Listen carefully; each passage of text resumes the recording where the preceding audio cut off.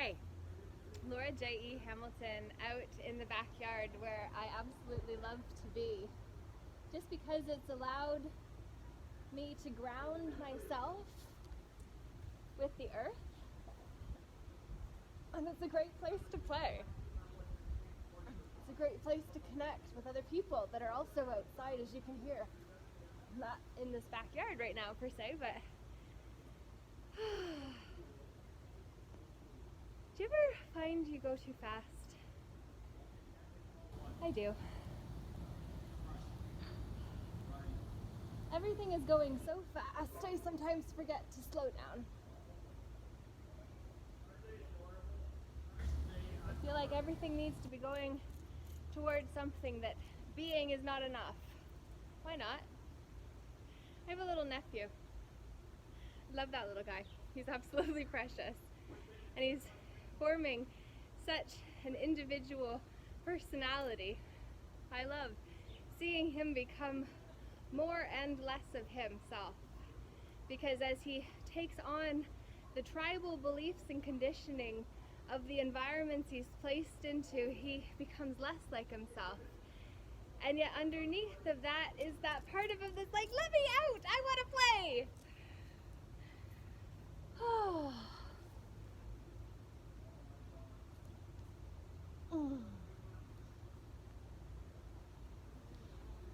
I just need to focus for a moment and not talk, because talk is cheap.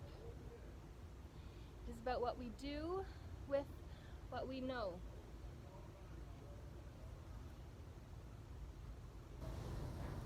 It is about using the tipping point to our advantage.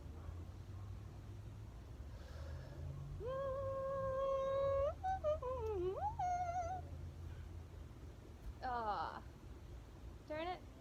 I've got yoga in a couple hours. Oh.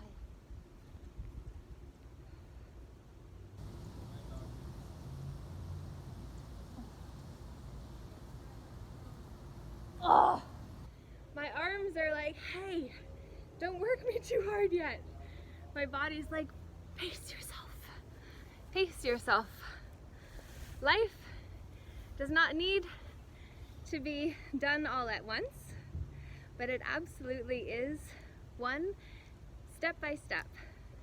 Be willing to recognize the ordinary as extraordinary, and the extraordinary as showing up in ordinary packages. Jesus being born in a manger, according to the myth, was not to put mangers on the map. It was to simply say that extraordinary things happen in ordinary moments. And it's time for us to stop waiting for the big things and start appreciating the little things for how they add up to become even greater than the big picture that we think is all one thing, when actually it is part of an even bigger thing. We all are holding puzzle pieces in this thing called life. Simon Sinek has a lot of teachings around authentic leadership and presence, and he is a man seemingly of integrity and character and honor who truly walks his talk. And I look forward to meeting him and to reconnecting with Seth Godin.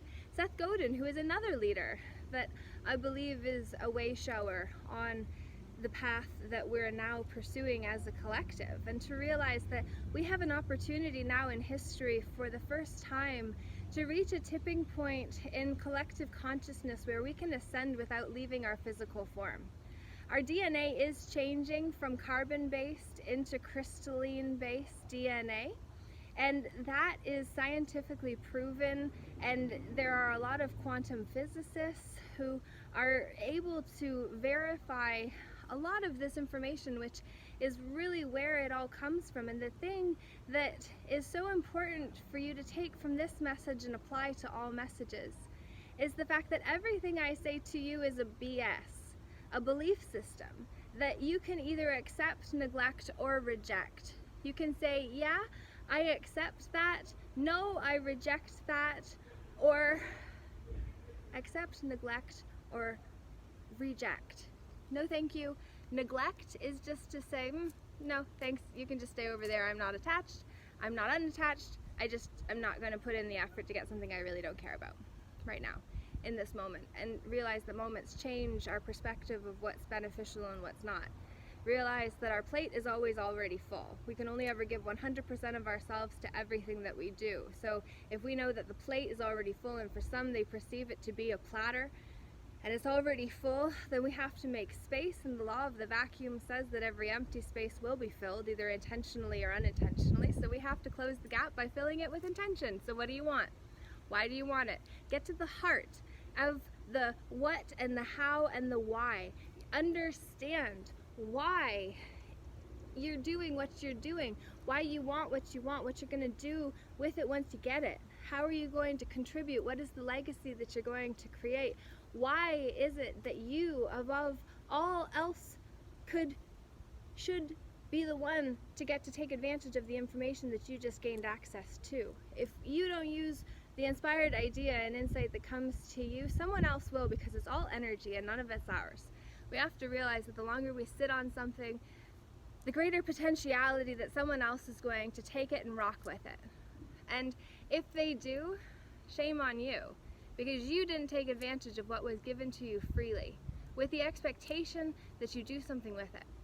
This is what this message is for you. This is me doing something that is going to add value, that has lots of nuggets, and in it I would love for you to share what this message means to you and what this message means for you. How are you going to use what I've shared and apply it to your real life in order to make a change, to positively impact your self-esteem?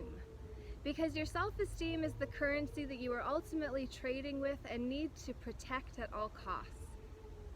It is about realizing that every time you make a deposit into yourself, that you are adding to your self-esteem, and every time that you extract value from someone else, that you do for someone else, every time you pour out of obligation, commitment, not commitment so much because that's functional, but obligation and irresponsibility certainly are the dysfunctional experiences of constraint and freedom, of which you must have both in order to experience one or the other. To know what one is, you must know what it is not, and that's why contrast is so important. But within that contrast, you have functional and dysfunctional polarity spectrums, and it is by learning how to functionally create rather than react that you can completely revolutionize your world, and that's what I would love to share with you. So if that's of interest, comment below. But in order to gain access to it, I want to hear something that you're going to use from this message. And I would love to say also, please like, share, and subscribe to my channel on YouTube. And while you're at it, join a space where misfits fit.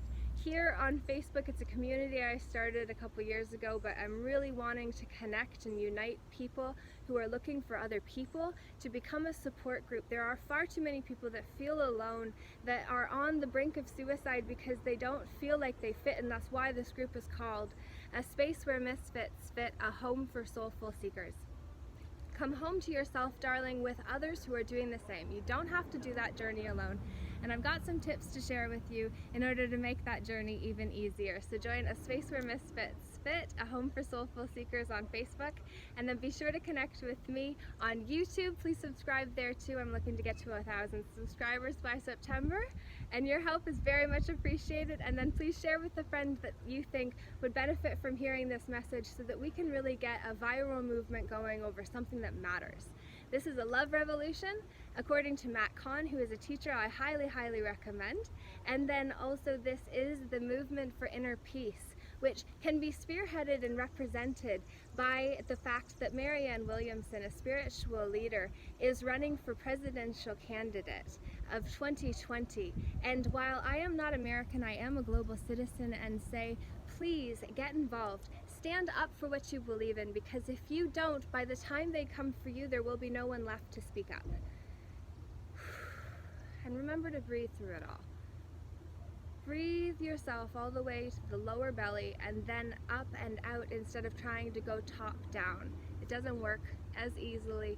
And why make things more complicated than they need to be if you can just be? You have the ability to choose. I hope you will choose to connect with us and up-level your vibration and be part of the tipping point in collective consciousness with the movement for inner peace and the love revolution all at once. We are at a time like no other in human history, and I look forward to sharing the journey with you. So Laura J, namaste. The light in me honors the light in you.